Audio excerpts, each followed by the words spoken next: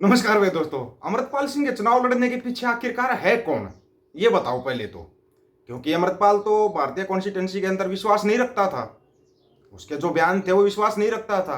वो इस चीज में भरोसा ही नहीं करता था। अमृतपाल के माँ बाप ये अभी तक जो बयान दे रहे थे 2 दिन पहले तक कि नहीं, अमृतपाल सिंह कोई चुनाव नहीं लड़ेगा, कोई चुनाव नहीं लड़ेगा।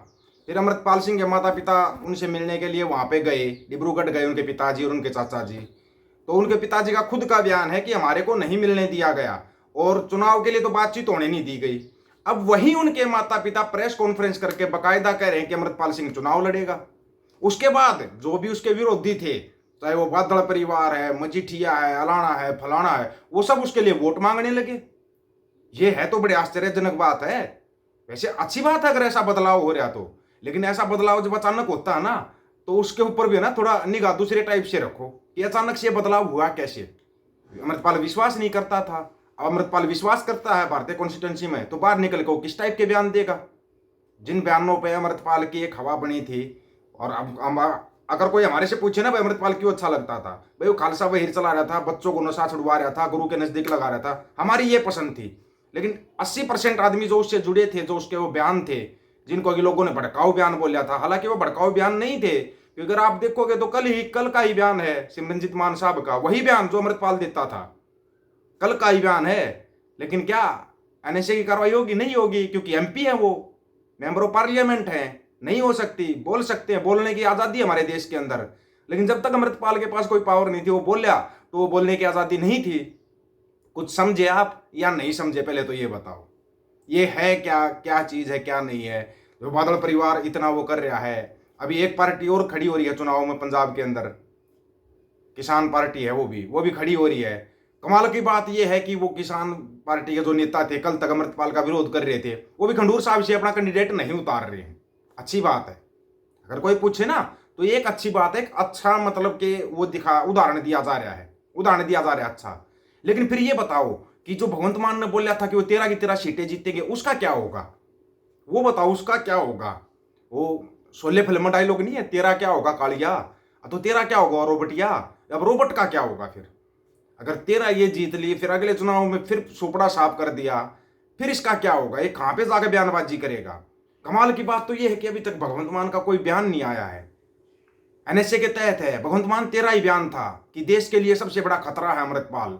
वही अमृतपाल अब चुनाव लड़ रहा है, तो अभी तक भगवंत मान ने बयान क्यों नहीं दिया? भगवंत मान भी चुप है ना? बड़े कमाल की बात। इसको क्या कहोगे आप? अकाल पुरख की लीला?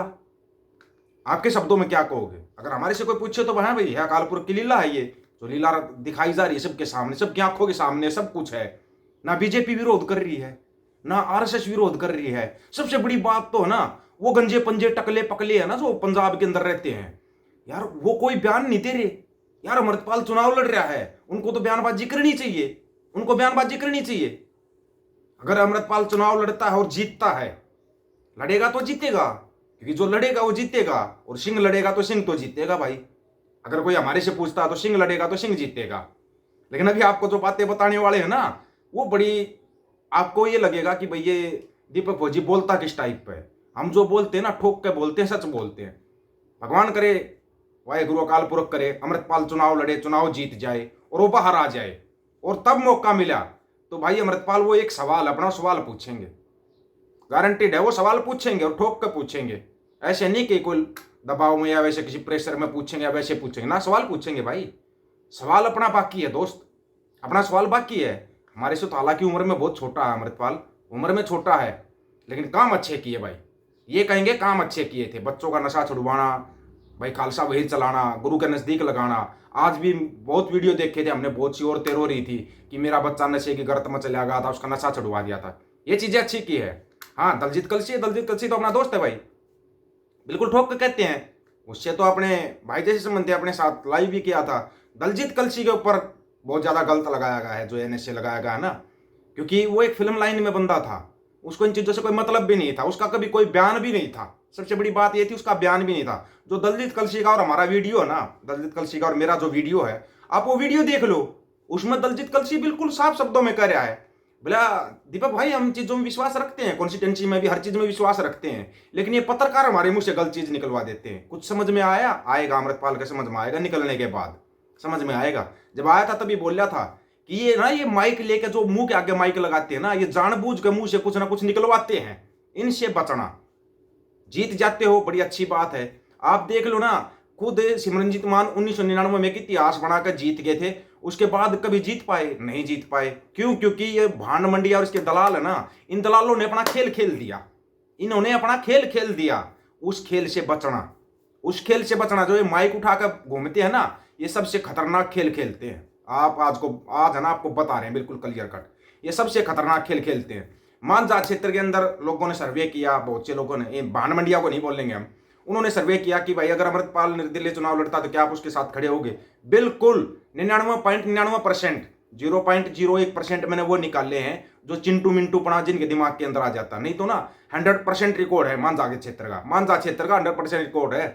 पंथक लोग हैं वो, पंथ के बारे में सोचते हैं वो पंथ की तरफ चलते हैं वो लोग। मानसा क्षेत्र का ये रिकॉर्ड है ना, सबसे बड़ा रिकॉर्ड है।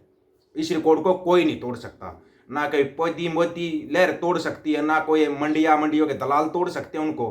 क्यों? क्योंकि वो अकाल पुरख में विश्वास रखते हैं। मानसा क्षेत्र के लोगों को इस मामले में भाई उनको सल्यूट करते हैं। मानसा क्षेत्र के जो आदमी है ना, जो लोग हैं वहां के रहने वाले, उनको दिल से सल्यूट है। वो चलते हैं पंथ के लिए, वो पंथ के लिए अड़ते हैं, खड़ते हैं और लड़ते हैं। उन लोगों की ये खासियत सबसे बड़ी है, उसके लिए दिल से सल्यूट है भाई उन लोगों को। लेकिन ये यार, इन मंडियों के दलालों को क्या हो गया? विरोध करो यार, अमृतपाल चुनाव लड़ रहा है, वो गंजे पिंजे टकले पकले हैं पंजाब के अंदर, विरोध करो यार। टकलो, तुम कहां सो रहे हो यार? ये टकले तो बिल्कुल ही पता नहीं क्या गोबर मूत्र का सेवन ज्यादा कर लिया क्या, तुम्हारी नींद ही नहीं टूट रही है यार? नींद से उठो, जगो। जो देश के लिए सबसे बड़ा खतरा था वो चुनाव लड़ रहा है। यही खूबसूरती है हमारे देश की, ये खूबसूरती है। और इस खूबसूरती को तोड़ा जा रहा है नेताओं के द्वारा। तो नेताओं को करो साइड में, अपने नेता खुद बनो, खुद अपने नेता बनो। अगर सच्चाई सुनना चाहते हो तो अपने नेता खुद बनो, अपने नेता खुद चुनो। भूल जाओ इनको, उसका दादा एमपी था, उसका दादा मुख्यमंत्री था, उसका बेटा मुख्यमंत्री था, मंत्री था, उसके पोते को मंत्री बना दो और फिर वो पोता आके धोखा दे देता है, वो धोखा दे देता है। हरियाणा तो भुगत भोगी भाई, भुगत भोगी है हरियाणा इस चीज का। लेकिन पंजाब भुगत भोगी मत बनना, पंजाब मत बनना भुगत भोगी। किसी भी पार्टी के 2 से ज्यादा एमएलए जीतने, एमपी जीतने मत दो किसी भी पार्टी के। अपने अलग अलग निर्दलीय जिता दो जितने भी जिता सकते हो, ताकि इन पार्टियों को पसीना आ जाए। आगे ये पार्टियां सोचने पर मजबूर हो जाएं कि पंजाब का विकास कैसे करना है। ये बता रहे हैं आपको। और कैंडिडेट खड़े करो अपने, और कैंडिडेट जो पंथ के लिए अड़ते हैं, लड़ते हैं, खड़ते हैं ना, और कैंडिडेट खड़े करो, खड़े करो। मत ये कह रहे थे डिब्रूगढ़ वालों को सभी को खड़ा करना था, एक एक कॉन्स्टिट्यूंसी से सबको खड़ा करना था। कम से कम पंथ की आवाज तो उठा रहे थे, बच्चों के लिए लड़ तो रहे थे। अगर वो बाहर आ जाएंगे सभी तो आवाज तो उठाएंगे ना, आवाज तो उठाएंगे या नहीं उठाएंगे ये बताओ। तो लेके आओ, उन सभी को लेके आओ, सभी को लेके आओ अलग अलग कॉन्स्टिट्यूंसी से, और उनको चुनाव लड़वाओ। तब आएगा मजा, तब होगा पंजाब का असली विकास। नहीं तो रोबोट को बिठाए रखना है, रोबोट ऐसे ही घाण करता रहेगा। इस मामले में आप लोगों को क्या राय है भाई? अपनी राय जरूर रखना, आप लोगों की राय का ना इंतजार रहता है। और बाकी ना, लड़ेगा जीतेगा, जो लड़ेगा वो जीतेगा, ये जरूर याद रखना। गुरुओं की सिखाई हुई शिक्षा है ये, लड़ोगे तो जीतोगे। सभी साथियों को राम राम, नमस्कार, आदाब, सत श्री अकाल। वीडियो को ज्यादा से ज्यादा शेयर, चैनल को सब्सक्राइब और बेल आइकन को जरूर दबाना दोस्तों। ऑफिशियल दीपक फौजी यूट्यूब चैनल, बात हक और सच की करेंगे, हक सच की बात हम करेंगे। वीडियो को शेयर करने की जिम्मेवारी आप लोगों की। गज के आंखों, वाहिगुरु जी का खालसा, वाहिगुरु जी की फतेह।